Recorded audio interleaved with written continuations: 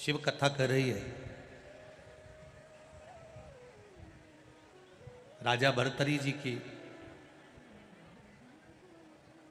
मां सौम्य दर्शना, क्या नाम था उनकी माता का? जम के बोलो जरा। सौम्य दर्शना। राजा भर्तरी,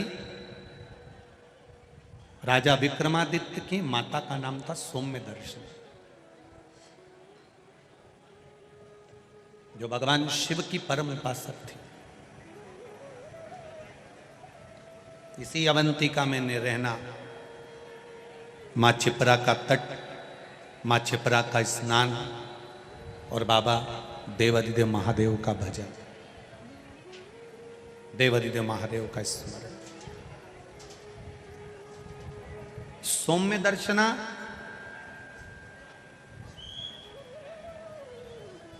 जो राजा भर्तरी, राजा विक्रमादित्य की माता है, जो रोज प्रतिदिन भगवान शंकर के मंदिर जाना, शिव जी पर जल चढ़ाना, शंकर का गुणगान करना, शिव भक्ति को करना, शिव भजन को करना, शंकर भगवान के स्मरण में डूबी रहना, वो कोई साधारण नहीं है। कितना सुंदर राजा विक्रमादित्य की ये पावन धरा की कथा कर रही है। जो नारी, जो स्त्री शंकर भगवान का भजन करती है, शिव तत्व को जानती है, शंकर भगवान को एक लोटा जल चढ़ाती है, शिवलिंग के सुंदर पूजन को करती है, स्मरण करती है, भजन करती है, शंकर भगवान की अविरल भक्ति में डूबी रहती है, शंकर भगवान के अभिषेक में, पूजन में, अर्चना में, नाम जाप में डूबी रहती है, शिव महापुराण की कथा कहती है। और ये अवंतिका नगरी की पावन कथा कर रही है। और इस अवंतिका का इतिहास कहता है, वो नारी मान लो अपने कर्म के कारण, पूर्व के कर्म थे, पुराने कोई कर्म होंगे जिसके कारण बस हो सकता है कि नारी का सौभाग्य रहता ना रहता, कोई अपने पति के कंधे पर जाती, कोई नहीं जा पाती। तो मान लो हमारे पूर्व के कर्म के कारण अगर नारी के जीवन में कोई कष्ट आ जाता है, तो शिव महापुराण की कथा कहती है, राजा भर्तरी की माता, राजा विक्रमादित्य की माता सौम्य दर्शना का चरित्र कहता है कि स्वयं देवादिदेव महादेव कहते हैं, सौम्य दर्शना, जो नारी तेरे जैसी शंकर की आराधना में डूबी रहती है, वो नारी फिर अगला जन्म ना तो कभी बेधब्य का पाती हो, ना कभी बांझ का पाती है, उसको शिव स्वयं भक्ति प्रदान कर।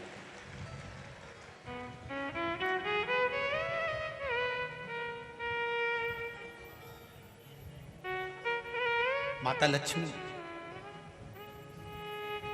एक बार भगवान विष्णु से प्रश्न करी है कि ये सारा ठाट भगवान नारायण, आपको बैकुंठ का राज्य कैसे मिला? आप बैकुंठ के अधिपति कैसे बने? आपको ये बैकुंठ कैसे प्राप्त हुआ?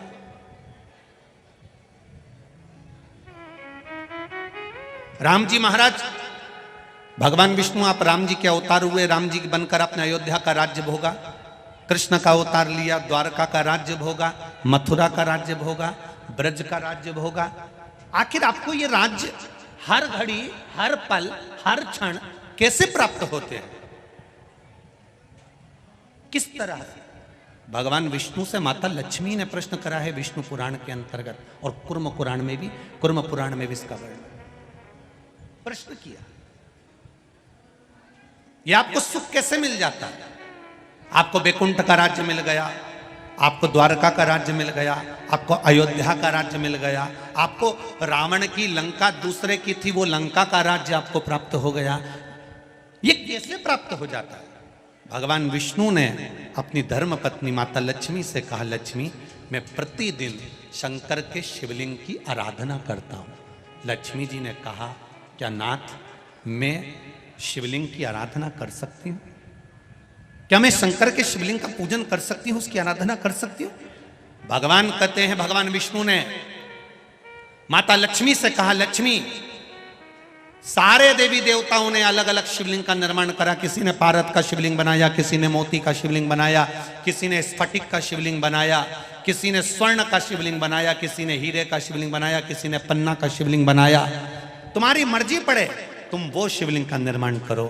माता लक्ष्मी ने सुंदर आनंद के साथ एक पुखराज का शिवलिंग का निर्माण करा और सुंदर माता ने उस शिवलिंग की आराधना और पूजन करना प्रारंभ कर दिया।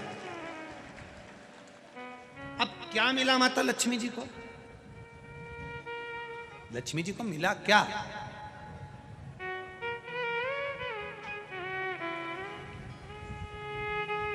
क्या प्राप्त हुआ माता लक्ष्मी जी?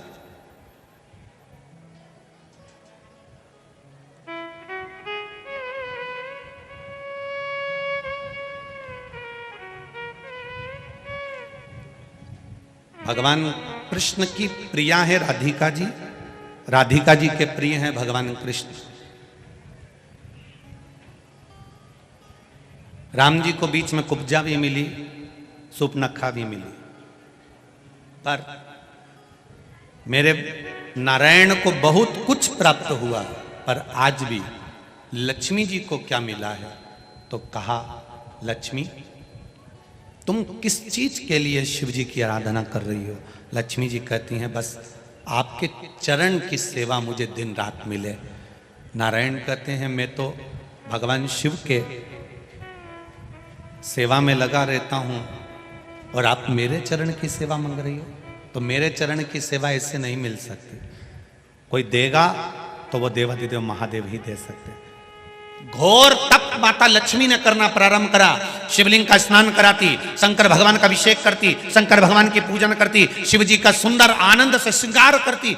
मेरे देवाधिदेव महादेव, मेरे काल अधिपति महाकाल राजा, मेरे विश्वनाथ भगवान स्वयं उस शिवलिंग में से प्रकट होकर बोले, लक्ष्मी तुम्हें क्या चाहिए? लक्ष्मी जी कहती हैं, प्रभु आपने मेरा विवाह नारायण के साथ तो कर दिया, पर नारायण दिन रात आपकी सेवा में लगे रहते हैं, तो उनके चरण मुझे नहीं मिल पाते। शंकर भगवान ने कहा, मैं वचन देता हूं लक्ष्मी, तू नारायण के चरणों में सदा विराजमान मिलेगी।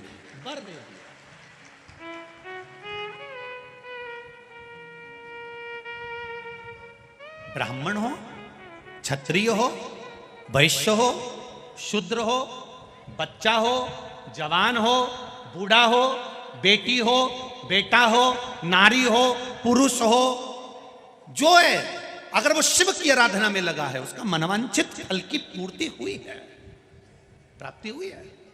और कोई तुमसे कहे कि स्त्री शंकर भगवान का आराधना कर सकती है, पूजन कर सकती है, तो दूर नहीं जाना। ये जो शिव पुराण है हमारे पास में, गीता प्रेस गोरखपुर की, उसका दर्शन मैं आपको करा देता हूँ। ये शिव पुराण गीता प्रेस गोरखपुर की है, तुम भी बाजार से लेकर आना। इसका 73 नंबर का पेज निकाल कर पढ़ना विद्येश्वर संहिता में से। उसमें लिखा हुआ है, जो नारी शंकर भगवान का स्नान कराती है, श्रृंगार करती है, पूजन करती है, वो संसार सागर से मुक्त होकर मां पार्वती की परम सखी बनकर विराजमान होती है। यह विद्येश्वर संहिता कह रहे।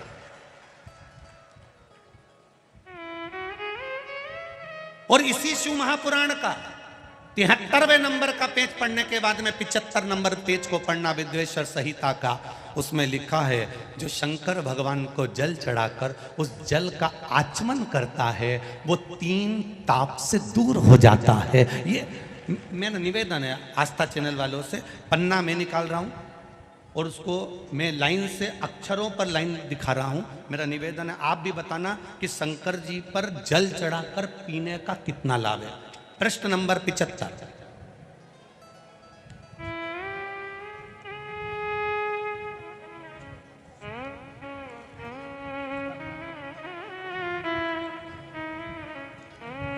अब आस्था चैनल से निवेदन है, और आप सब भी एलसीडी पर ध्यान देंगे, और अपने अपने मोबाइल पर भी, जितने लोग टीवी पर कथा सुन रहे हैं वो, मोबाइल पर सुनने वाले वो, जो लोग कहते हैं शिव जी पर जल चढ़ा हुआ नहीं पीना चाहिए, उसके लिए मेरे वेद व्यास जी लिख रहे हैं, पेज नंबर 75 विद्येश्वर संहिता, ध्यान रखिएगा।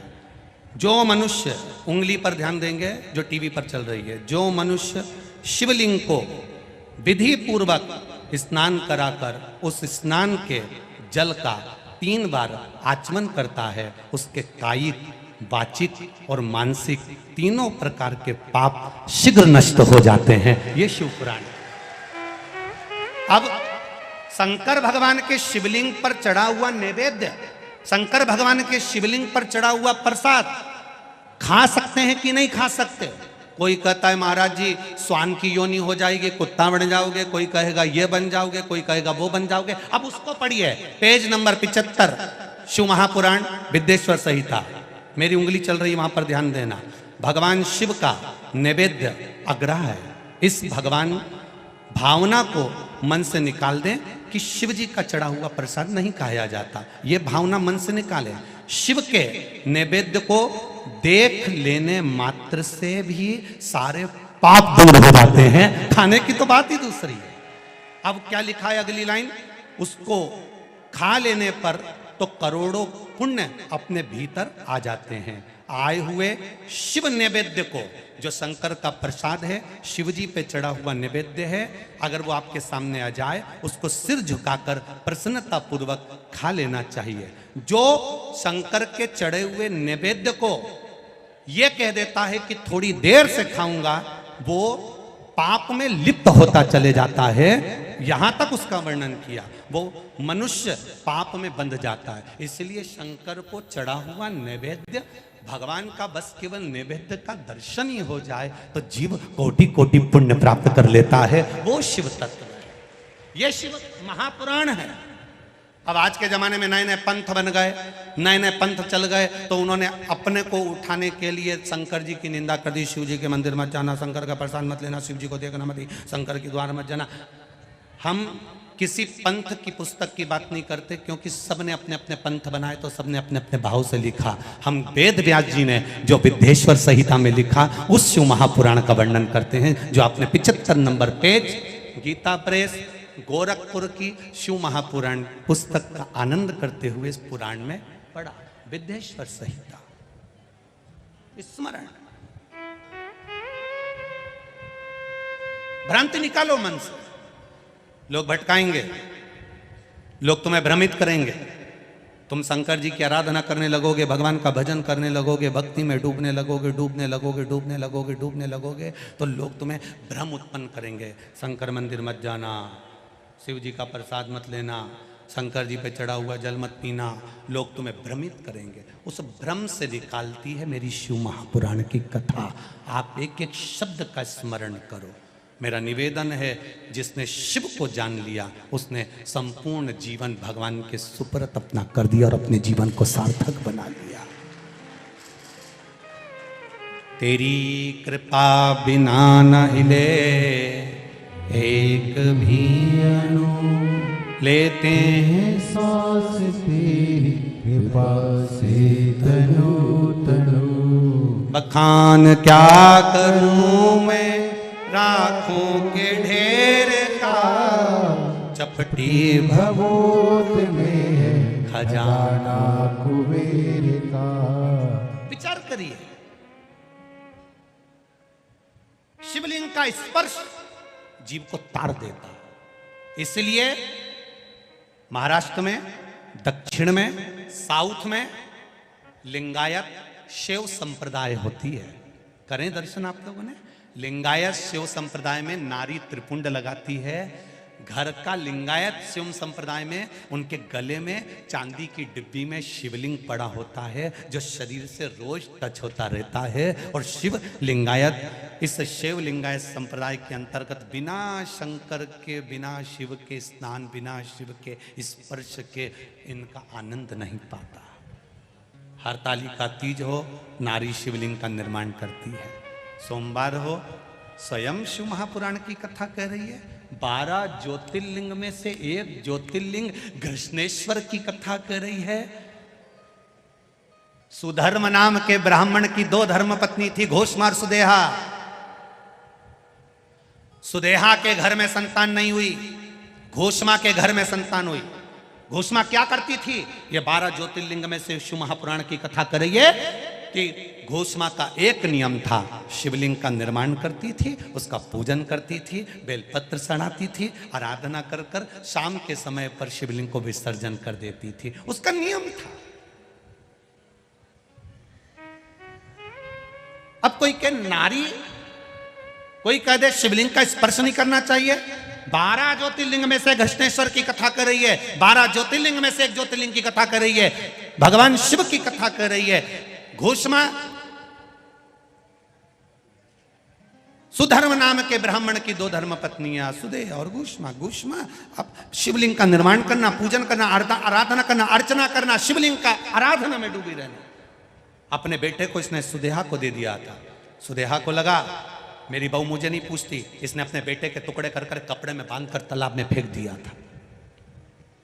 घोषमा शिव जी का पूजन कर कर, शिवलिंग का पूजन कर कर जब शिवलिंग विसर्जन करने के लिए गई तो हाथ जोड़कर कहती है मैंने बेटे का दर्शन बहुत दिन से नहीं करा। शंकर भगवान ने 1 हफ्ते पहले मर गया था बेटा, पानी में टुकड़े कर कर डाल दिए थे। शंकर भगवान के शिवलिंग की पूजन वो घोषमा करती थी, इसलिए उसका बेटा 1 हफ्ते बाद पानी में से तैरता हुआ बाहर आया तो घृष्णेश्वर महादेव कहलाया। 12 ज्योतिर्लिंग में से एक ज्योतिर्लिंग है घृष्णेश्वर महादेव, जो घोषमा नाम की नारी भगवान शंकर की आराधना करती है। माता लक्ष्मी शिव की आराधना करती है, सावित्री माता शिव की आराधना करती है, अनसुईया माता शिव की आराधना करती है, मां अहिल्या शिव की आराधना करती है। और यहां तक वर्णन करा राजा भर्तरी की माता, राजा विक्रमादित्य की माता सौम्य दर्शना। ये अवंती का नगरी का इतिहास कहता है राजा भर्तरी की मां, राजा विक्रमादित्य की मां सौम्य दर्शना शंकर की आराधना करती है, शिव भक्ति में डूबी रहती है। एक दिन राजा भर्तरी ने अपनी मां से, सौम्य दर्शना से गोदी में बैठकर पूछ लिया, मां तू इतने सालों से शिव की आराधना कर रही है, तू इतने सालों से शंकर भगवान की आराधना कर रही है, मां मां शिव क्या देते हैं, भोलेनाथ क्या देते हैं, शंकर क्या प्रदान करते हैं? कथा के जितने भी मुख्य यजमान बनकर बैठे हैं बड़े ध्यान से सुनना।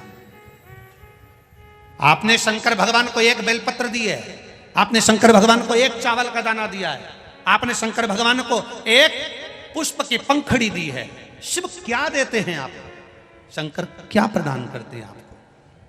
तो सौम्य दर्शन ने कहा जब व्यक्ति विपदा की घड़ी में खड़ा होता है, विपदा की घड़ी एक ऐसी होती है जिस घड़ी में सब साथ छोड़ देते हैं, उस समय पर महादेव कदम से कदम मिलाकर साथ चलते हैं। कदम से कदम मिलाकर महादेव साथ चलते हैं। आजा अवंतिकापुरी में रहने वाले, उज्जैन में रहने वाले ये विचार करें, उज्जैन में रहने वाले ये विचार करें, अरे भैया बंडागर रोड पे कथा हो रही है, बहुत भीड़ है, अपार भीड़ है, गाड़ियां भी बहुत दूर रोकी जा रही है, हम तो घर में बैठ के कथा सुन लेंगे। हमारा निवेदन है, संसार सागर बहुत घिरा हुआ है, उस संसार सागर से पार उतरना है तो महाकाल की धरा पर विठलेश सेवा समिति कथा नहीं करा रही है, तो महाकाल ने निमंत्रण दिया तो कथा हो रही है। जिसके राज्य में मध्य प्रदेश की इस पावन धरा पर उज्जैनी विराजमान है, महाकाल की राजा की नगरी है, जिस धरा पर एक राजा रहता है तो दूसरा राजा नहीं रहता है। इस अवंतिकापुरी में नगर शहर का जो प्रदेश का राजा है वो पूरी रात नहीं रहता, क्योंकि यहाँ एक राजा बैठा है, वो सब संभाल रहा है, वो सब दे रहा है। तो हम क्यों, हमारी सामर्थ्यता नहीं है।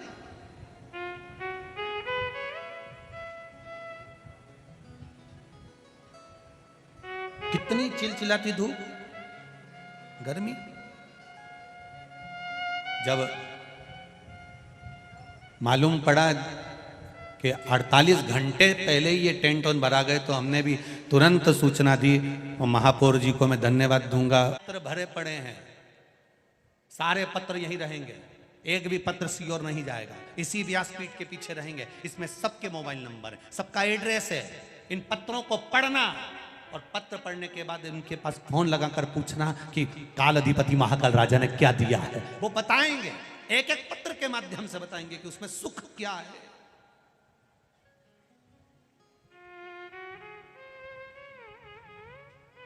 हमें ना तो किसी का भविष्य लिखना आता है, ना हम तुम्हारा कोई इतिहास लिख सकते हैं कि तुम कहाँ से आई, कहाँ जाएगी, कितनी रोटी खाएगी और कितनों के प्राण खाएगी, कितनों को तकलीफ दोगे। ये हमें लिखना नहीं आता क्योंकि हम भविष्यवक्ता नहीं है। भविष्यवक्ता तो केवल एक है जिसने यशोदा जी का हाथ देखकर बता दिया था कि तेरे बेटे के ऊपर काल मंडरा रहा है।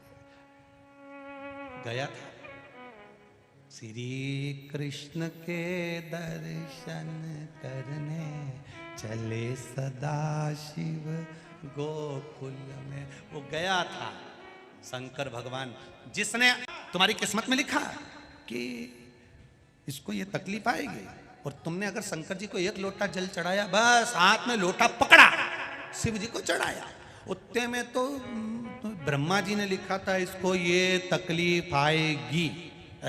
यहीं बैठे होंगे वो गोपाल मंदिर वाले पंडित जी, उनकी बेटी के बेटे को एक रोग आ गया था, और रोग साधारण नहीं था, बहुत बड़ी बीमारी हो गई थी। बच्चा था, अगर होगा तो बच्चा बैठा है कि पंडित जी, अच्छा छोटा सा बच्चा कैंसर जैसा रोग से ग्रसित हो गया। क्या करें? केवल शिव महापुराण की कथा पंडित जी की धर्म पत्नी ने श्रवण करी, एक लोटा जल चढ़ाती, शंकर की आराधना करती, बेलपत्र लाती, खिलाती जाती। छोरा इतना सा कहता, मम्मी तोरी तोरी लगे, नानी तोरी तोरी लगे, खा ले खा ले। शिव पुराण में सुना है, खा समाप्त हो गया। ये शिव तत्व है, ये शंकर है। लिखना देवताओं का काम है, भाग्य लिखना ब्रह्मा जी का काम है। भाग्य में कितना दुख लिखा ये उसने लिख दिया, पर भाग्य को बदल देना किसी दूसरे का काम नहीं है। कालाधिपति महाकाल राजा मेरे महादेव का कार्य है, वो बदल देता, बदलेगा। अकाल मृत्यु वो मरे जो काम करे चंडाल का, काल उसका क्या बिगाड़े जो भक्त हो महा। काल अधिपति है। कई लोग कहेंगे इतनी भीड़ में जाकर क्या करोगी, कितनी गर्मी। एक बार जरा पीछे पलट कर देखोगे तो पूरे खेत में लोग गर्मी में बैठे हुए हैं, बिना टेंट के भी, और 3 घंटे की तो कथा है, उससे पहले जगह संभाली होगी, धूप में भी तो कितने घंटे पहले संभाली होगी। विचार करिएगा जरा। जितने यहां हैं उतने रोड पर चल रहे हैं केवल बैग ले लेकर आने के लिए।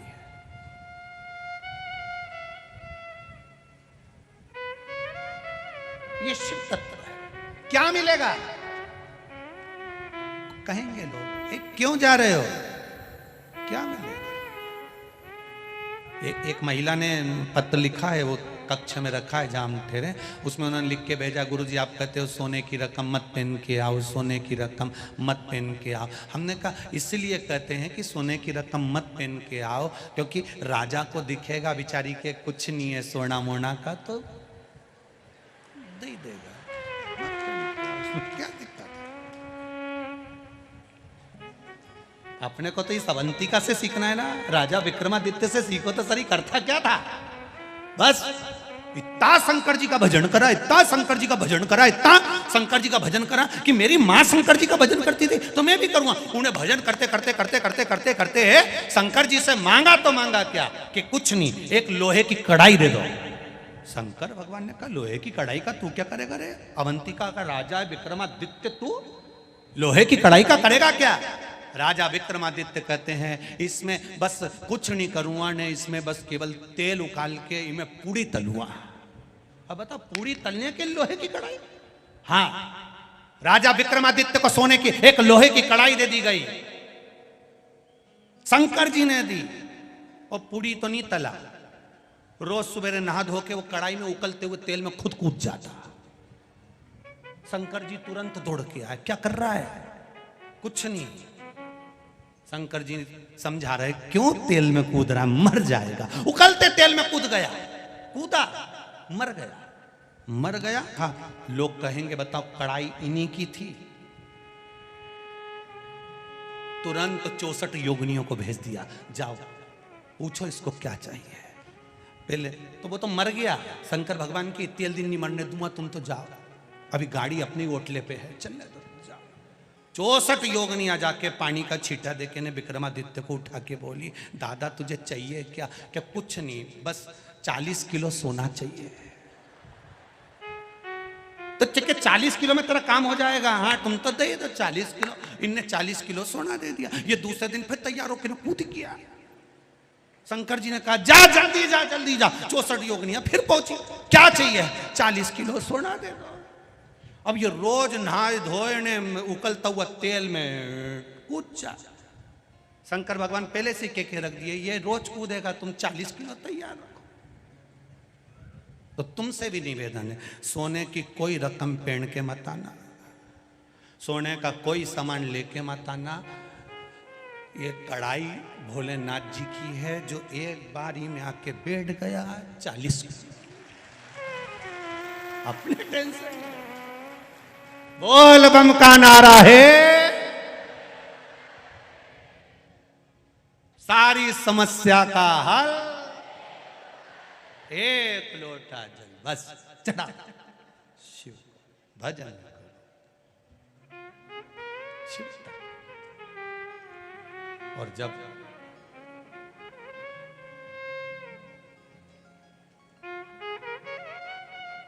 हम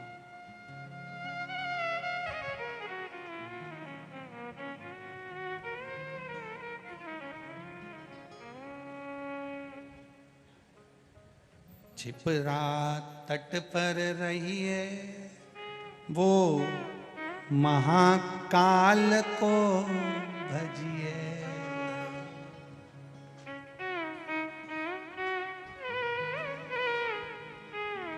दो 12 ज्योतिर्लिंग में से एक है काशी, दूसरी है अवंतिका उज्जैन। काशी में जो मरता है उसको मरते ही मोक्ष मिल जाता है। अब थोड़ा समझ लेना, हो बहुत काम की चीज है रे दादा। ओ भैया बड़ा ध्यान से सुनना, इतनी सी मत निकलने देना। काशी में लोग मरने के लिए जाते हैं, मरेंगे मोक्ष मिल जाएगा, प्राण छूटेंगे मोक्ष मिल जाएगा। काशी में पार्वती जी ने वर मांगा था कि जो मरेगा उसको गुरु मंत्र आपको देना पड़ेगा, मर गया। अब एक बार उज्जैन में रहने वाला मर गया, अब तेरा क्या होगा रे कालिया? जरा विचार कर। उज्जैन में रहने वाला मर गया और शंकर जी आ रहे थे कैलाश पे। उनने क्या देखा कि नंदी पे, जो उज्जैन में मरा था वो नंदी पे बैठा था और शंकर जी उस नंदी का बेल की रस्सी पकड़कर डमरू बजाते बजाते चल रहे थे। और आगे सबकी सब जितने उनके नंदी श्रृंगी भृंगी जितने थे वो तुम भी बजाते हुए पुंगा पुंगी बजाते चल रहे। अब जैसे ही कैलाश पे पहुंचे तो पार्वती जी को लगा जाने भगवान जाने कौन आया, इतना VIP मेहमान, ना जाने कौन आ गया। पार्वती जी ने पूछा, इतना डमरू बजाते बजाते आ रहा, इतना तो जिंदगी में तुमने मेरी शादी में नहीं बजाया, इतना बैंड बाजा, तो इतना बैंड बाजा तुमने कभी नहीं बजाया, न पुंगा पुंगी ने सहनाई न तुम्बा तुम्बी ने मृदंग ने ढोल ने नगाड़े, ये सब आखिर ये है कौन? पार्वती जी ने केवल अंदर इशारे में पूछा कि ये है कौन? शंकर भगवान ने कहा उज्जैन का रहने वाला है, अवंतिकापुरी का। तो अवंतिकापुरी का रहने वाला है। हाँ, तो जैसे काशी में मरने वाले को मुक्ति दे दो, ऐसे अवंतिकापुरी मरने वाले को मुक्ति दे दो। शंकर भगवान बोले मैंने तो कहा था मांग ले, मुक्ति अभी दे दूं उज्जैन में मरने वालों को। पर ये इतना चतुर है, मालवा का है, खूब दाल बाफला खाया हुआ है, कोई ऐसे ही है। मैंने 3 बार किया मांग ले मांग ले मांग ले, मुक्ति मांगे ही नहीं। एक ही चीज मांगे, क्या? बस कैलाश में रहना है, आपकी भक्ति करना है, दूसरी बार जन्म देना, वापिस उज्जैन में जन्म दे देना महाकाल की तरह। तो पार्वती जी बोली शंकर जी से, तो तुम इतने टेंशन में क्यों? कि मुक्ति मांग लेता तो एक बार में खल्लास, निपट गई भाई, बंद करके पटक दो। अब हर बार मांगा कैलाश का धाम दो, भक्ति दो, और दूसरी बार वापिस उज्जैन में जन्म दो। अब ये यूं ही मरता रहेगा, यूं ही आता रहेगा। बार बार उज्जैन, बार बार भजन, बार बार कैलाश। तो उज्जैन में मरने वाला मुक्त तो होता ही है, संग में शंकर की भक्ति प्राप्त कर कर फिर पुनः शिव के धाम में आ जाता है। वो